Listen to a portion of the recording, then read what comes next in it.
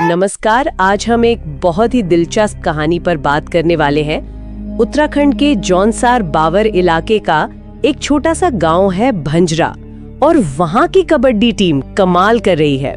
हमारे पास एक स्क्रिप्ट है जो इसकी पूरी कहानी बताती है, और हम उसी का विश्लेषण करेंगे, समझने की कोशिश करेंगे कि ये सब हुआ कैसे। हाँ, बंजरा गांव ये शिलगांव घाट में पड़ता है।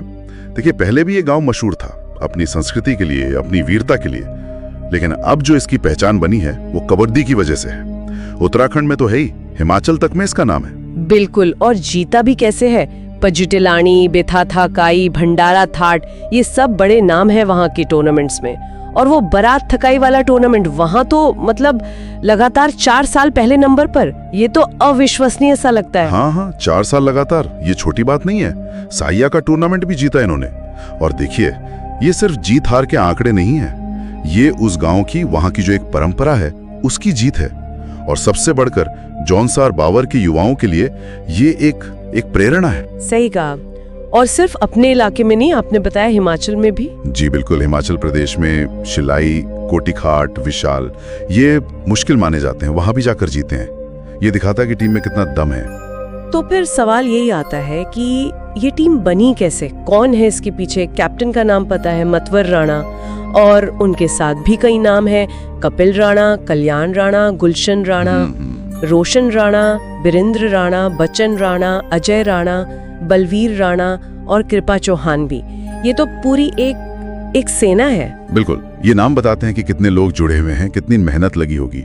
ये टीम भावना यही तो है जिसने भांजरा को इतना मजबूत बनाया। लेकिन सिर्फ खिलाड़ी ही तो काफी नहीं होते ना, उनको दिशा कौन दे रहा है? हाँ, यहीं पर कोच की भूमिका आती है। सुनील राणा, स्क्रिप्ट में जिक्र है कि उनकी जो रणनीतियां हैं, उन्होंने टीम के खेल को निखारा है, तराशा है।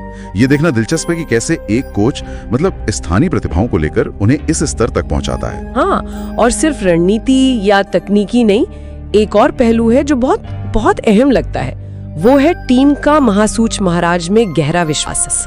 वहाँ के प्रमुख देवता हैं वो। अच्छा। हाँ, खिलाड़ी मानते हैं कि मैदान में जो उन्हें एक अतिरिक्त ताकत मिलती है ना, वो महाराज की कृपा से ही है। ये तो बहुत दिलचस्प बात है, क्योंकि अक्सर हम बात करते हैं स्किल की, प्रैक्टिस की, स्ट्रैटेजी की, लेकिन यहाँ आस्था मतलब विश्वास एक बहुत बड़ा फैक्टर बनकर सामने आ रहा है। बिल्कुल, ये दिखाता है कि कैसे एक साझा विश्वास मुश्किल समय में टीम को एकजुट रख सकता है, उन्हें हौसला दे सकता है। हाँ, मतलब वो एक अदृश्य शक्ति की तरह काम करता होगा शायद। सही कहा।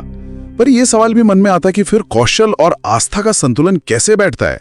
मतलब क्या कभी आस्था रणनीति पर हावी हो जाती है, या दोनों साथ साथ चलते हैं? स्क्रिप्ट इस पे बहुत ज्यादा डिटेल में तो नहीं जाती, पर यह साफ है कि टीम की सफलता में इस विश्वास का बड़ा योगदान माना जाता है।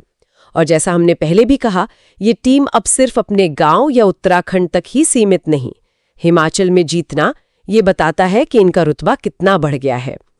पूरे जौनसार बावर की शान बन गए हैं ये लोग। तो अगर हम पूरी तस्वीर देखें तो क्या समझ आता है? भिंजरा की कहानी असल में क्या दिखाती है? मेरे ख्याल से ये दिखाती है कि कैसे एक छोटा सा गांव, शायद जिसके पास बहुत संसाधन ना भी हों, वो भी जुनून, सही दिशा, कड़ी मेहनत और एक साझा विश्वास, इन सब के दम पर बहुत कुछ हासिल कर सकता है। हाँ, मतलब ये जमीनी स्तर की सफलता का एक बेहतरीन उदाहरण है। जरूरी नहीं कि बड़ी सफलता के लिए बड़े शहर या महंगी अकेडमियों की ही जरूरत हो। बिल्कुल, जुनून और सही मार्गदर्शन हो तो कहीं भी कमाल हो सकता है। तो कुल मिलाकर स्क्रिप्ट का संदेश यही लगता है कि अगर जज्बा हो, मेहनत हो और साथ में एक अटूट विश्वास हो, तो कोई भी टीम किसी भी मंच पर सफल हो सकती है। जय महासू महाराज, जय भंजरा, ये नारे शायद उनकी प्रेरणा का स्रोत हैं। हाँ, बिल्कुल। और अंत में एक विचार छोड़ जाते हैं सबके लिए। जरा सोचिए, हमारे देश में, हमारे आसपास ऐसे और कितने भंजरा जैसे गांव या समुदाय होंगे, कितनी ऐसी कहानियां होंगी जहां लोगों ने अपने समर्पण और विश्वास के बल पर सफलता पाई है, लेकिन वो कहानियां हम तक पहुंची नहीं, अनकही रह गई। ये सोचने वाली बात है। हाँ, और भंजरा की कहानी से हम क्या सीख सकते हैं?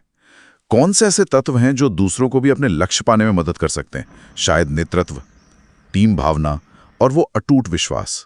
इस पर सोचना चाहिए।